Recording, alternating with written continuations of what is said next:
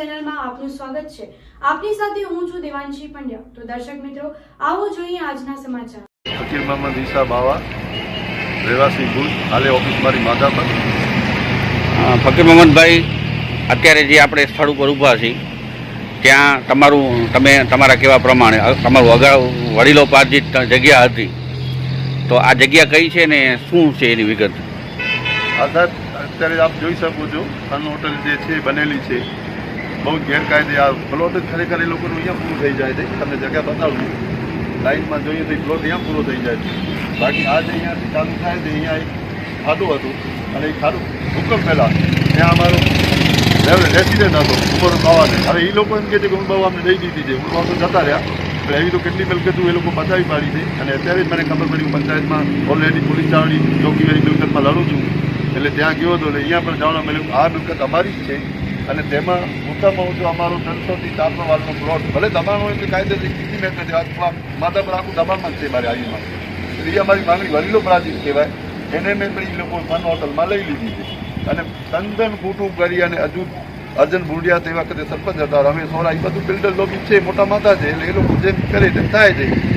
હવે અમે પૃથ્વી ઉપાડ્યું છે કે અમે એક પણ જે પણ વસ્તુ અમારી છે અમે નહીં મૂકીએ, કાયદેસર કોર્ટ પ્રોસિજર ચાલુ છે અને આપના માધ્યમથી વારવાર રજૂઆત પોલીસ ચોકી, કાયદેસર રેવન્યુ ડિપાર્ટમેન્ટ, અધિકારી, કલેક્ટર બધેમાં અમે દોડીએ છીએ। ક્યાંક તો અત્યારે કાયદા છે બધે, આજે નહીં તો કાલે અમને ન્યાય મળશે એવી અમને પૂરેપૂરી તંત્રમાં ભરોસો છે। આ તમારી જગ્યા છે એ કેટલી હતી અને કઈ રીતની હતી? ત્યાં પાણીનો નાલો એક બંધ કર્યો છે, હવે તો પૂરી નાખ્યો છે, અંદરથી લાઈન જાય છે પાણીની, અને ત્યાંથી કરી આ ઉભોની ત્યાંથી શરૂઆત થાય છે અને જો ટાઇલ્સનું દેખાય છે સામે, કેમેરામેનને ભાઈ જરાક ટાઇલ્સ બતાવો, ત્યાં સુધી એ અમારી જગ્યા છે, એમાં એ બાંધકામ નથી કરે, પણ અત્યારે કમ્પાઉન્ડર વાળ લીધો છે। બાકી તો આ પાછળ જે એ પણ પ્લોટ એનું લીકલી નથી, આ બધું ગેરકાયદે। હું નાલો તમને બતાવશે ભાઈ, નાલો બંધ કરી અત્યારે તો બંધ જ કરી નાખ્યો છે, પહેલે પાણીનો વહેણ હતો। નમસ્કાર દર્શક મિત્રો, નમો ટીવી ઇન્ડિયા ન્યૂઝ ચેનલમાં આપનું સ્વાગત છે।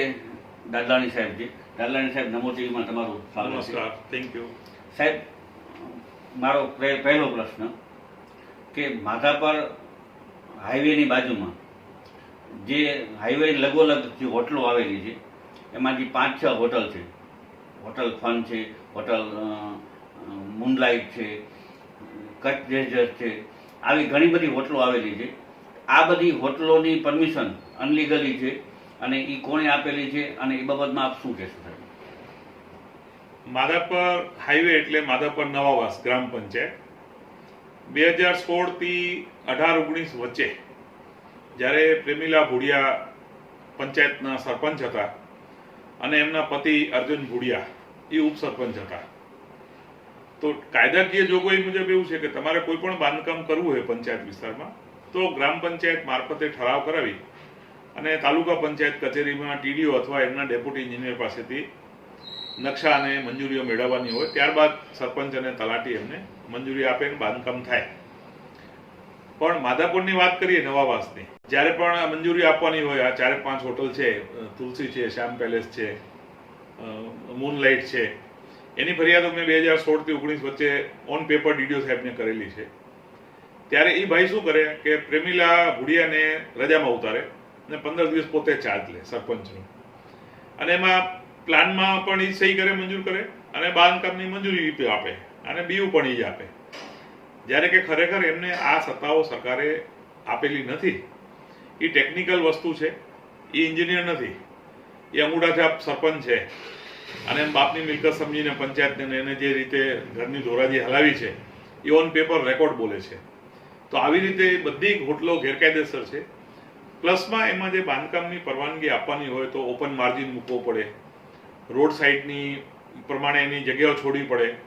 તો સ્થળ ઉપર આપણે જોઈએ તો એ હોટલો રોડની બંને બાજુ રોડ છે, એ રોડની ટચ, એટલે લગભગ 300% બાંધકામ થયેલો છે। પ્લસમાં નવેમ્બર 2018 થી 3જા માળની મંજૂરી ગુજરાત સરકારે બહાલી આપી છે, તો આ એમના પહેલા 3 થી 4 માળની બિલ્ડિંગો, હોટલો બધી આ અર્જુન ભુડિયાએ પોતાની સહીથી મંજૂર કરીને આપી છે। અને એમાં મોસ્ટ ઓફ એક બિલ્ડર છે સ્થાનિક રમેશ સોરા કરીને, એ બધી હોટલોમાં ભાગીદાર છે, ઓન પેપર લગભગ એના દસ્તાવેજમાં નામો છે।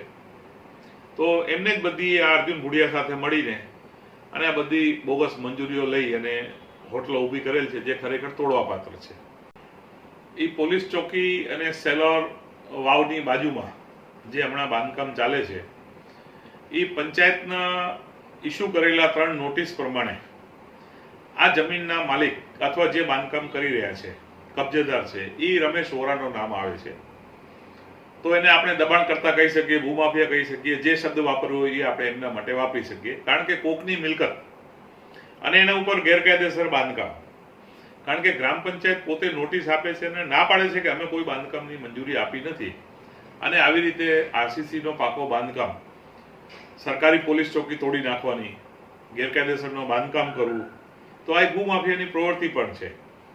તો દરેક જગ્યાએ આ રમેશભાઈ વોરાનું નામ અને અર્જુન ભુડિયાનું નામ બંનેની સંડોવાયેલી અને ષડયંત્રકારી જોડી દરેક જગ્યાએ દર વખતે આ પ્રકરણોમાં ચમકે છે.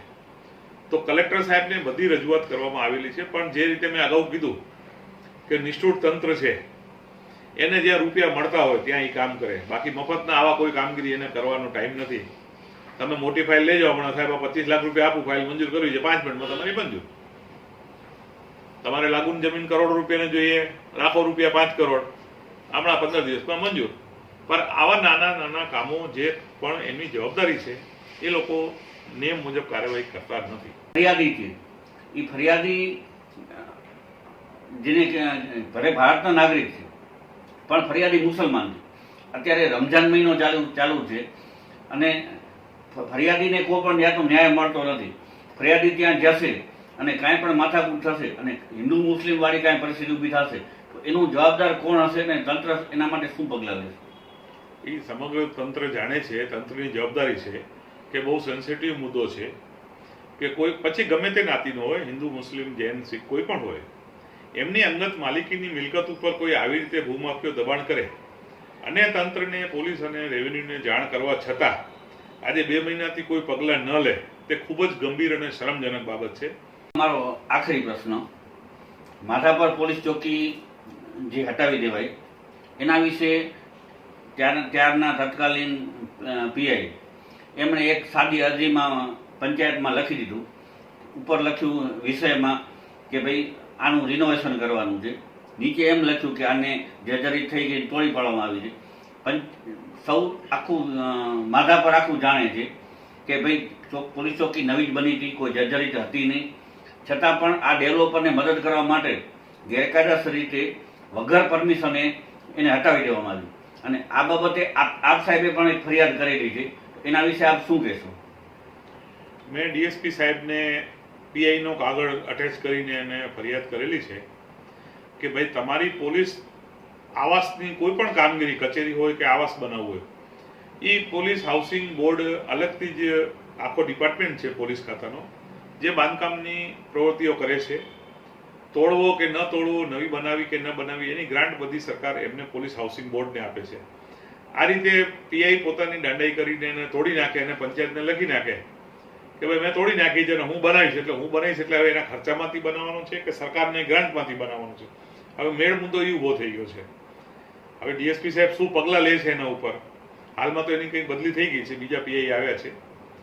ડીએસપી સાહેબ મને મળ્યા નથી, હું રૂબરૂ મળીને એમનાથી જાણીશ કે ભાઈ શું કર્યું તમે આ બાબતે. એ ખરેખર રૂપિયા એમના પાસેથી વસૂલવા જોઈએ, જે બાંધકામ હોય એમના સ્વ ખર્ચે કરીને પીઆઈને આપવું જોઈએ, જે રીતે એને પત્રમાં હું બનાવું છું મીન્સ કે તું બનાવ ભાઈ, તો તારા રૂપિયા તું પગારમાંથી વાપર. સરકારના શા માટે વાપરવા? ખોટો છે, એવી રીતે થાય જ નહીં. કારણ કે સરકારી મિલકત તોડવી અને એમને બનાવી, મેં જે રીતે કીધું ભાઈ પોલીસ બોર્ડ, હાઉસિંગ બોર્ડની કામગીરી છે, સરકારી ગ્રાન્ટમાંથી સરકારની પ્રોપર્ટી ઊભી થાય. આવી રીતે પબ્લિકને કે બુટલેગરો પાસેથી રૂપિયા લઈને શા માટે તમારે આવી કામગીરી કરવાની છે? એટલે તમે ક્યાંક આડાઅવળા અસામાજિક તત્વોને તમે પ્રોત્સાહન આપી રહ્યા છો, પોલીસ ખાતો પ્રોત્સાહન આપી રહ્યો છે, એ સ્પષ્ટપણે દેખાય છે. આપનો નમો ટીવીમાં ખૂબ ખૂબ આભાર, ધન્યવાદ.